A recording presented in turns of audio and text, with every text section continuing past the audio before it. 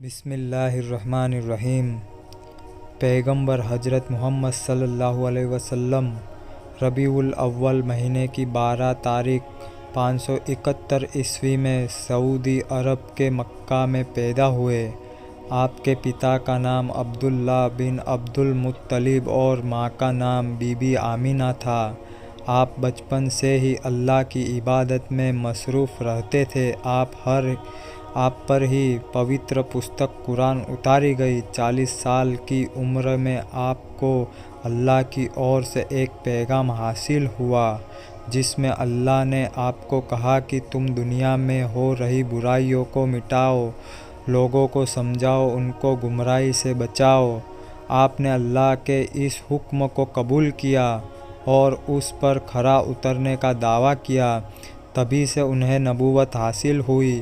آپ کی وفات بھی ربیع الاول مہینے کی 12 تاریخ 632 عیسوی کو تیز بخار کی وجہ سے ہوئی۔ وفات کے وقت آپ 65 سال کے تھے۔ پیغمبر حضرت محمد صلی اللہ علیہ وسلم اللہ کے دوارا بھیجے گئے اسلام کے آخری پیغمبر و نبی ہیں۔ آپ نے ہی اسلام دھرم کی استھاپنا کی۔ اس دور میں عرب میں لوگوں کا بہت برا حال تھا۔ اس وقت وہاں ہر ورگ کا اپنا الگ دھرم تھا اور ان کے الگ الگ طرح کے دیوی دیوتا تھے۔ کوئی مورتی کو پوجتا تھا تو کوئی طاقتور بادشاہوں کو اپنا بھگوان مانتا تھا، کوئی جانوروں کو پوجتا تھا تو کوئی شیطانوں کو۔ سب کے اپنے الگ الگ دیوتا تھے۔ اس کے علاوہ وہاں ہنسک بھاونا سبھی لوگوں میں تھی۔ سبھی ایک دوسرے کے دشمن، ان کے خون کے پیاسے تھے۔ وہاں کوئی بھی سرکشت نہیں تھا۔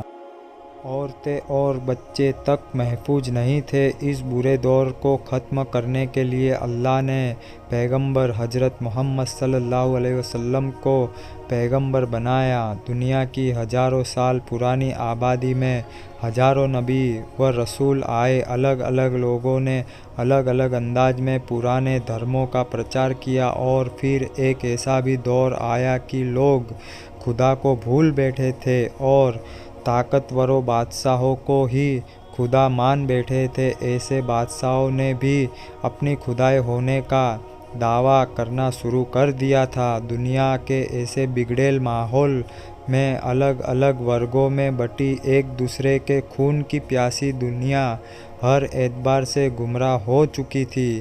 ایسے وقت میں انسانیت کی رہنمائی کے لیے پیغمبر اعظم، تاجدار کائنات، محبوب پروردگار حضرت محمد مصطفیٰ صلی اللہ علیہ وسلم انسانیت کی رہنمائی کے لیے دنیا میں تشریف لائے۔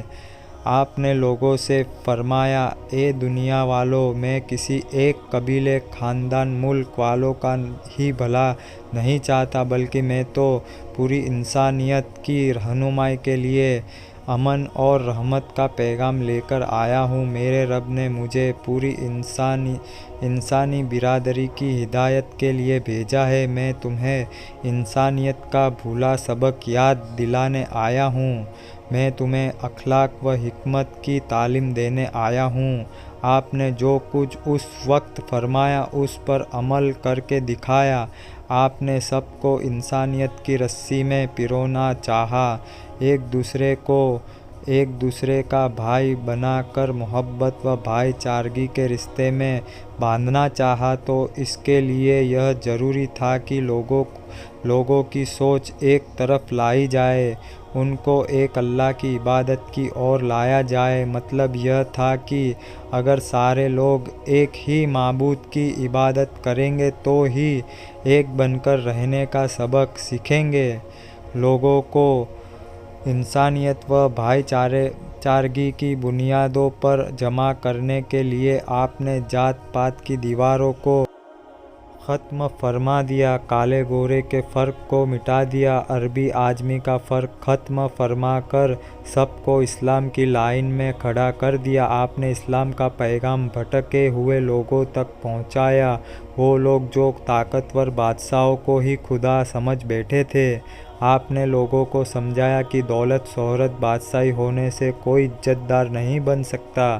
انسان اپنی صلاحیت اور شوق کے مطابق روزی روٹی کے لیے جو پیشہ اپنانا چاہے اپنا سکتا ہے۔ کسی کے آگے جھکنے اور ظلم سہنے کی ضرورت نہیں ہے۔ انہوں نے لوگوں سے یہ بھی فرمایا کہ حلال کمائی کے لیے کسی کام کو چھوٹا نہ سمجھا جائے اور کسی بھی پیسے کی وجہ سے کسی کو بڑا یا چھوٹا نہ سمجھا جائے۔ ایسا سوچنا انسانیت اور اسلامی تعلیم کے خلاف ہے۔ سب کو دینے والا سب کا پروردگار اللہ ہے۔ دنیا و آخرت کی بادشاہی اللہ کے لیے ہے، اس کے علاوہ کوئی بادشاہ نہیں ہو سکتا جس کے سامنے تم جھکو اور سر جھکاؤ۔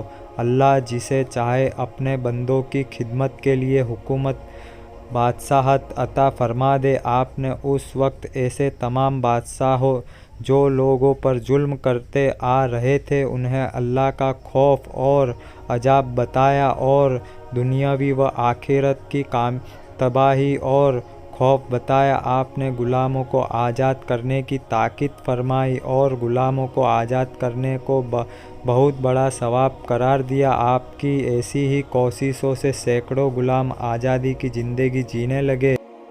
بڑے بڑے بادشاہ جو خدا ہونے کا دعویٰ کر رہے تھے وہ ایک ہی اللہ کی عبادت میں لگ گئے اور پھر دھیرے دھیرے غلام خریدنے اور بیچنے کی رسم ختم ہو گئی۔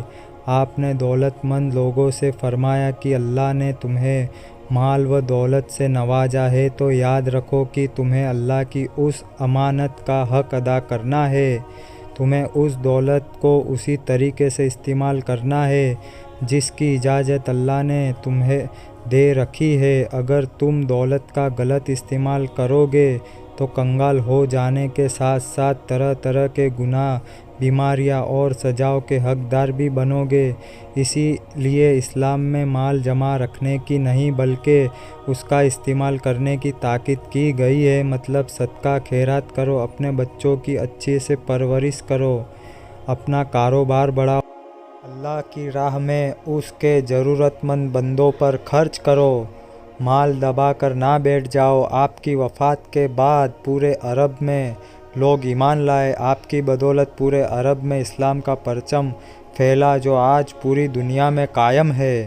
پیغمبر اسلام محمد مصطفیٰ صلی اللہ علیہ وسلم کی انہی مبارک تعلیمات پر مسلمان عمل کرے اور خوشحال رہے۔ آمین ثم آمین۔